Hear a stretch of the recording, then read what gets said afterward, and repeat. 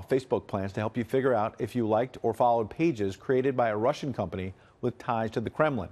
That's according to a statement from Facebook. U.S. intel officials say the Russians used social media to try to influence the U.S. election last year. But our corporate cousin, the Wall Street Journal, reports Facebook's notifications will not reach more than 100 million people who came across the page's ads and posts. A Facebook spokesman told the Journal it cannot identify everyone who may have seen the Russian propaganda.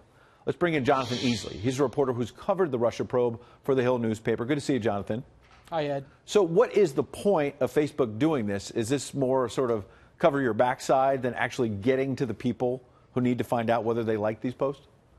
Yeah, I think you hit the nail on the head right there. I mean, this is kind of just a very small first step they can take to address this very big problem. I mean, lawmakers on Capitol Hill are eager to get to the bottom of how extensive Russian firms were using these tech giants and their social media platforms to peddle misinformation and what impact that might have had on the election. Like you said, this isn't going to touch all of the more than tens of millions of people that might have come in contact with some of this information. And also, it's a reactive strategy. It's not going to keep people from coming into contact with that information going forward. Basically, it's there to educate people, to let them know, hey, you might have come into contact with this. Now, if you're a Democrat and you go and you see that you came into contact with that, well, I mean, you're probably already certain that that the Russians meddled and helped Trump defeat Hillary Clinton. If you're a Republican, you're likely to say, well, look, this information didn't, it was just one piece of information out of a lot of news that I consumed over the course of the election, and it didn't impact my vote or anything like that. So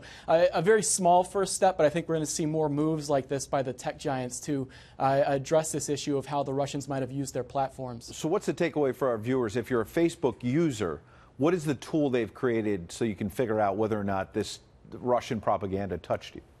Yeah, well, it's not available yet, but what's going to happen is you'll get a notification and you'll go to a web page, and Facebook will say, we tracked your activity. You came into contact with this story or this information or this advertisement, and we've since found out that this was put out there by a Russian firm that was interested in sowing chaos in the political system. So essentially, it's just a signal, a way to sort of educate users to be careful about what kind of information they come across on their own platforms, which have become essentially massive news organizations. I mean, Facebook and Google have a lot of say on what stories people see, and they have become major news platforms themselves. So it's a big issue. Jonathan, I've got 30 seconds, but it seems to me the bigger issue as well is, you cover the Hill as well as anyone, that the real issue is big picture, that the tech companies have had relatively little regulation, and it seems like Congress, both Democrats and Republicans, want that to end.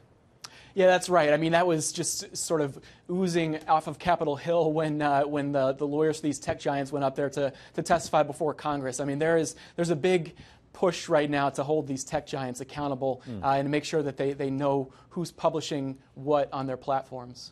Jonathan Easley from the Hill, thanks for coming in. Thanks.